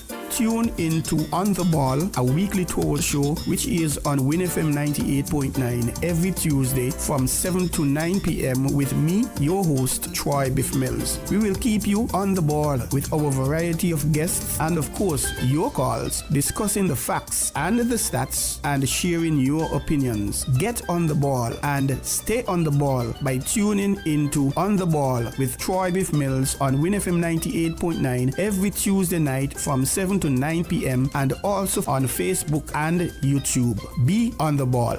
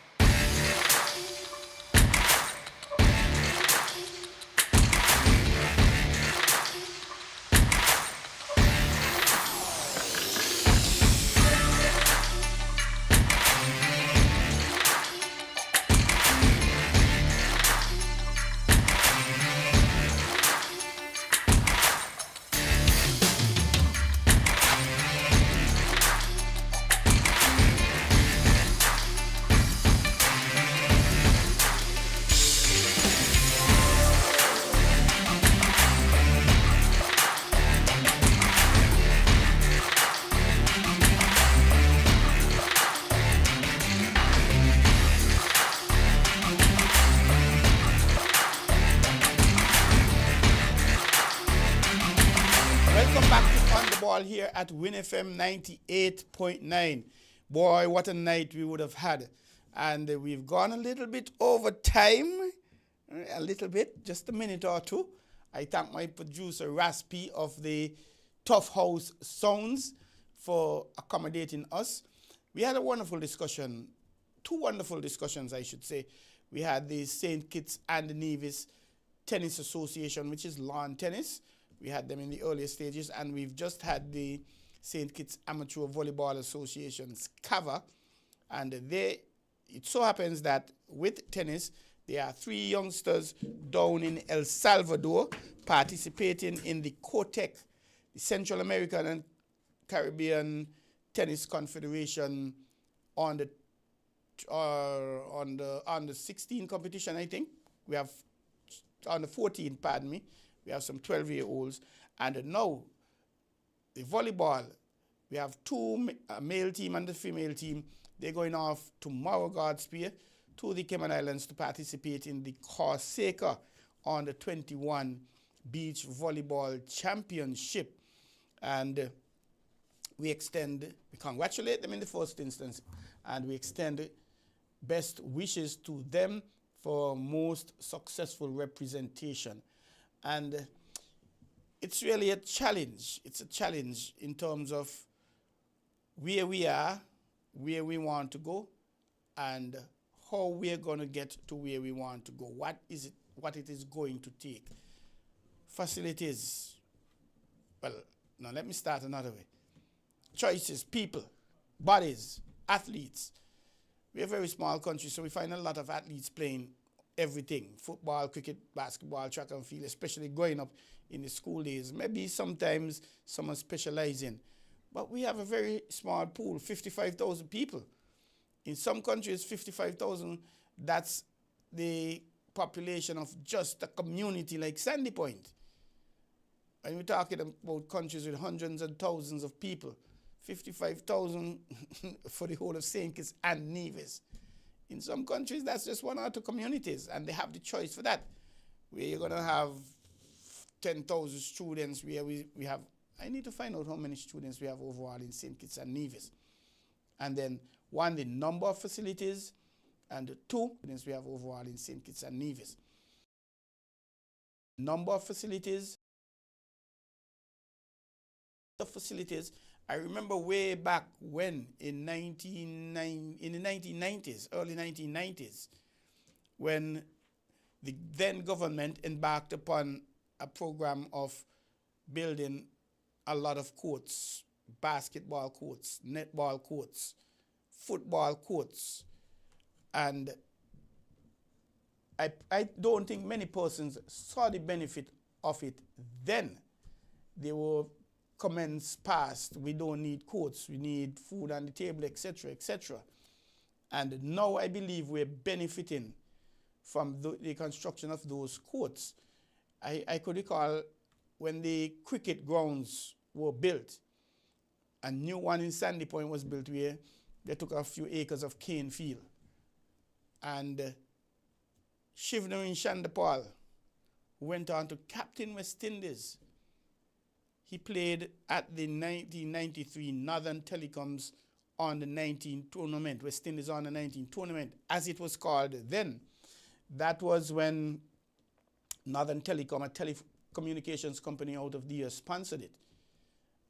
And Chandapal played here in St. Kitts and Nevis as a 17, 18-year-old. He went on to play for West Indies on 19 and West Indies senior and captain. Juni Mitchum, out of St. Kitts, out of Bastia. Some of us may know him as Chicken. He played with Chandapal, and he played for Leeward Islands. And he made the West Indies on the 19 team in that year. He went to England with Chandapal, and it so happened I don't remember anybody else from that era. I remember Chandapal. And so the vision, a lot of us didn't get the vision then, but we're now reaping the benefits of the labor of those persons who built the courts back in 1991, 1992, somewhere to that effect, because they were completed in 1993. I remember that specifically. And how much have they been developed now? as we heard in the tennis, some of them, especially the Sandy Point hard courts, in an advanced state of disrepair. And I'm not saying it's easy for the government, but we have to find more ways for having the facilities for our youth, especially, to access. Because when I was growing up, going high school, every year we look forward to one cricket match. We're going to play Basti High this year. Next year we're going to play college. Next year we play Keon. And football was the same thing. We look forward to one football. We're going to play college, technical college this year. We're going to play Keon next year. As a matter of fact, in cricket, I remember in cricket playing for Sandy Point High when we played college. Tinny Percival played for the technical college. The late Star Brown played for the technical college. And we're talking cricket, not football. And I remember, I think it was Star trying to pull a ball square, and the ball came off the back of the bat, struck him in the nose, and we saw blood. I remember that game down at the old recreation ground. That was cricket. And the two of them are known for football, really. So we need the facilities, not only for outdoor sports, we need the facilities for indoor sports, especially table tennis. We have a challenge with the community centers, and especially now, when it's the hurricane season. So technically, the community centers are our place of practice. They are off limits to us 6 months of the year. And then the other 6 months, we have the challenge with the first term, being the sports term in schools from January to March. And then the second term, being exam term. They miss so much in sports, so they have to come back and do a lot of studies. But we have to keep going. Football, well, table tennis have to keep going, the volleyballs, etc. And I am really encouraging the government to review their laws, whatever it takes, to try and encourage the corporate community to get involved in sports and other things on a bigger, higher, broader level. I could recall in Trinidad, almost all the football teams, if not all, they are being sponsored. I remember going to Barbados in 2015, and I went to the Calypso finals, the crop over finals. The first Calypsonian came out, he had like 3 sponsors. Okay, so the second Calypsonian, well, I was saying he worked hard, it's a good idea. The second Calypsonian came out, he had 3 or 4 or 5 or whatever. I said, okay, it's coincidental. Is it coincidental to Calypsonian? By the time the third Calypsonian came out, ladies and gentlemen, we present the Mighty Biff. And he's sponsored by this company and WINN FM and that company and that company. I said, no, something wrong here, something okay. So I went and I asked the question, what's the deal? They say in Barbados, and I'm going to use some figures as a means of demonstrating, when the corporate community sponsors sports, schools, churches, what have you, they get, what's the word? I'm not certain. But they are taxed on smaller amounts. And how that works, let us say they sponsor $1 million worth of sponsorship for table tennis and what have you. And at the end of the year, when it comes to the taxes, let's say they make $10 million. And they're going to be, instead of being taxed on $10 million, the sponsorships were at the total of $1 million. And maybe the thing is, I don't know, but I'm going to use, let's say 3 times. Whatever you sponsor, your level of 3 times, that amount is deducted. So you only sponsor 1 million, you make 10 million, but 3 times 1 million is 3 million. So therefore you're only taxed on 7 million. So the more you sponsor, the less you're taxed on. So if you had sponsored 2 million and you make the same 10 million, it therefore means then, because the rate is 3-1, the government says, well, hey, you made sponsorship was 2 million, 3 times 2 is 6 million, so we are only going to tax you on 6 minus 10 minus 6 is 4. We're going to tax you on 4 million. So it therefore means that other 5 million in there was no tax on it. So I would love to see a system like that in St. Kitts and Nevis, where the government put the systems in place, the laws in place, so the corporate community could get involved in a much bigger way. But anyway, I'm hoping that would happen. Ladies and gentlemen, we appreciate the fact that you were with us tonight. We went a little bit over, and we thank you for being with us. And it was indeed wonderful to have the St. Kitts and Nevis National Table Tennis, Tennis Association and SCAVA, the St. Kitts Amateur Volleyball Association, to the athletes who are down in El Salvador competing. We say congratulations and the best wishes, and those beach volleyballers who are going off tomorrow, congratulations on being selected, and the best wishes, and do us proud. We're going to be having the West Indies Under 19 Championship here at the end of the month, early next month, where some 8 teams are participating. You're going to hear a little bit about that. The World Cup qualifiers, CONCACAF Gold Cup in full swing. 2 years ago, we were in it, and we're not in it now. I'm not certain if and when we'll ever get back there. But I know Mexico, there are 4 groups, and Jamaica and Trinidad are not doing well after the first round. And the World Cup qualifiers are going to continue down in September, October, November, where there'll be 3 groups of 4 teams, and 1 group is an all-Caribbean group. And of the 3 groups, the 3 winners are going to go automatically to the World Cup. So therefore, either Jamaica, either Trinidad and Tobago, either Curacao, either Haiti will get an automatic spot in the FIFA World Cup next year in Mexico, Canada, and the USA. So we wish our Caribbean colleagues well. I thank you very much, ladies and gentlemen. I'm Troy Bif Mills. I'm encouraging the corporate community to come on board and sponsor the program, sponsor On the Ball, or sponsor the Daily News. We're the only radio station that brings live, natural daily news 7 days a week, and we encourage you to come on board. I thank you. Please join in, and again, condolences to the family of the late Vinci, or Culture as he's called.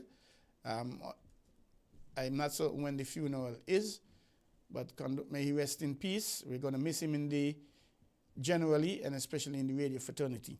So it was good to be with you. We look forward to being back again next week, Tuesday. Have a good night, and as I slip away, I must remind you about your driving. Stop your speeding.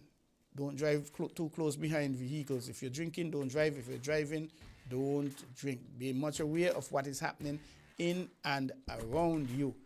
And always be positive in your thoughts, your words, and in your actions.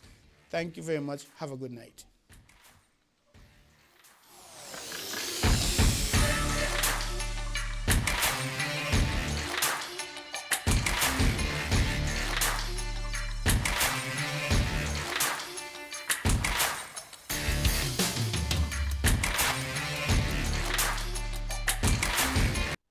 Do you want to know what's happening in sport? Tune in to On the Ball, a weekly talk show which is on WINN FM 98.9 every Tuesday from 7 to 9 p.m. with me, your host, Troy Bif Mills. We will keep you on the ball with our variety of guests and, of course, your calls, discussing the facts and the stats and sharing your opinions. Get on the ball and stay on the ball by tuning into On the Ball with Troy Bif Mills on WINN FM 98.9 every Tuesday night from 7 to 9 p.m. and also on Facebook and YouTube.